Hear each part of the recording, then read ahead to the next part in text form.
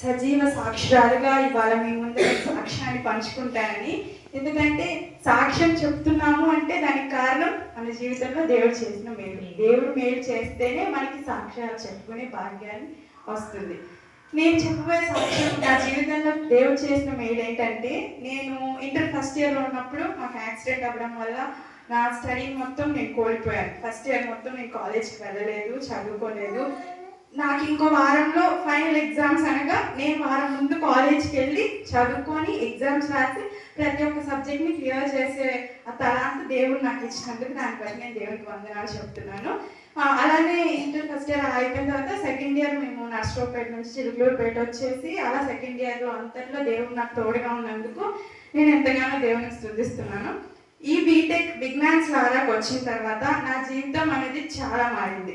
ఏంటంటే సాతాను ఎన్నో చెడు తలంపులు, చెడు ఆలోచనలు, చెడు కార్యాలు ఎన్నో నా జీవితంలో ఉంచినా కానీ దేవుడు మనల్ని ఒక్కసారి పట్టుకున్నాడంటే ఎన్నరికి వదలడు. కాబట్టి నువ్వు నా తలాంట్లో ఉన్నావు, నువ్వు నా దీవెనలో నడవాలి, నువ్వు నా బిడ్డగా ఈ లోకంలో నువ్వు నా ప్రసారం చేయాలి అని దేవుడు నాతో మాట్లాడాడు. ఫస్ట్ ఇయర్ సెకండ్ ఇయర్లో ఉండేదాన్ని, చదివేదాన్ని, ప్రతి సెమిస్టర్స్ రాసేదాన్ని.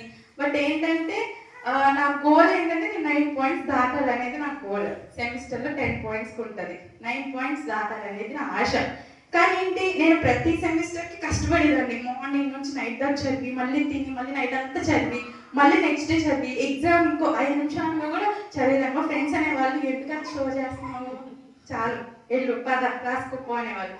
అయినా కానీ మీకు అలా ఉంది, కానీ నా భయం నాది అనేసి అలాగే చదివి రాసేదాన్ని. కానీ ఎప్పుడు 8.9 దాకా కూడా దేవుడు నన్ను నడిపించాడు. దేవుడు ఎందుకు నాకు 9 పాయింట్స్ రావట్లేదు? మా ఇంట్లో మా మమ్మీ ప్రతిసారి నీకు ఈసారి 9 పాయింట్స్ రాకపోతే చుట్టు పట్టుకోండి అంతా విన్నామండి.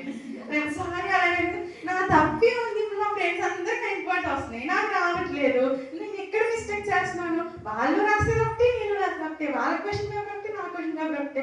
ఇంకా వాళ్ళకంటే ఎక్కువ సమయం నేను చదువుతున్నాను, అయినా ఎందుకు రావట్లేదు అని నేను చాలా బాధపడ్డాను. 2 ఇయర్స్ నాకు ఎప్పుడు రాలేదు అలా.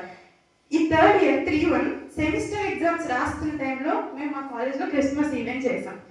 సునీత్ కన్నా మేమందరం కలిసి చాలా బాగా చేసామండి. ప్రతి ఇయర్ కంటే 2 ఇయర్స్ కంటే ఈ ఇయర్ చాలా బాగా జరిగింది. ఎందుకు అంత బాగా జరిగింది అంటే ఈ ఈవెంట్లో దేవుని కృప మరి ఎక్కువగా ఉంది. మేము దాన్ని కళ్ళారా చూసాం. మేమేంటంటే మార్నింగ్ సెమిస్టర్ ఎగ్జామ్ రాస్తున్నాం, ఎగ్జామ్ అయిపోయిన వెంటనే 1కి ప్రాక్టీస్కి వెళ్ళిపోయి ప్రతి ఒక్క ప్రాక్టీస్ని మేము ప్రార్థనతో స్టార్ట్ చేసి ప్రార్థనతో ముగించి దేవుడికి మహిమకరంగా జరిగేలా మేము చూసామండి. సో దాన్ని బట్టి నాకు ఎంతగానో సంతోషంగా ఉంది. ఆ ఎగ్జామ్స్, ఆ ప్రాక్టీస్ మొత్తం ఒకేసారి జరగడం వల్ల నాకు ఎక్కువ నేనేంటంటే ఆ టైంలో దేవుడు నాతో మాట్లాడడం జరిగింది. దేవుడు నాకు చాలా ప్రేరేపణ ఇచ్చాడండి. నువ్వు చాలు, ఈ భూమి మీదకి ప్రతి ఒక్కరిని దేవుడు ఒక పర్పస్ కోసం పంపిస్తారు. ఆ పర్పస్ని ప్రతి ఒక్కరికి ఒక స్టేజ్ వచ్చిన తర్వాత తెలియజేస్తారు. నాకు ఏంటంటే ఆ ఎగ్జామ్స్ రాసిన టైంలో ఆ ఎగ్జామ్స్ రాసి ప్రాక్టీస్కి వెళ్ళి ప్రేయర్లో పార్టిసిపేట్ చేసి మళ్ళీ ప్రాక్టీస్ అయిపోయిన తర్వాత మళ్ళీ నాకు 1 అవర్ జర్నీ, కాలేజ్ నుంచి ఇంటికి బస్సులో జర్నీ, చాలా ఇబ్బంది పడేదాన్ని. చాలా నడుపుతో చాలా బాధగా ఉండేది. అయినా కానీ దేవా నువ్వు చూసుకోగలవు, దేవా నువ్వు మాతో ఉన్నావు, నువ్వు నన్ను నడిపిస్తున్నావు, నన్ను ఇలాగే నడిపించినాను, ఇంకా మీ పరిచర్యలో ఘనంగా వాడుకోని చాలా ప్రేయర్ చేశానండి. ఎలా అంటే మొన్న మా 3-1 రిజల్ట్స్ వచ్చినాయి. నేను ఊహించిన దానికంటే ఎక్కువగా దేవుడు నాకు 9.48తో ఘనంగా దీవించాడండి. దానికంటే ఎంతో సంతోషిస్తున్నాను.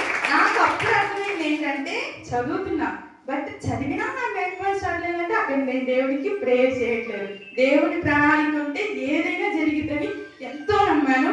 దాన్ని బట్టి నా జీవితంలో దేవుడు చేసిన ఈ అద్భుత సాక్ష్యాన్ని బట్టి నేను ఎంతగానో ఘనంగా చెప్పుకోగలుగుతున్నాను. ఈ చిన్ని సాక్ష్యాన్ని బట్టి అందరికీ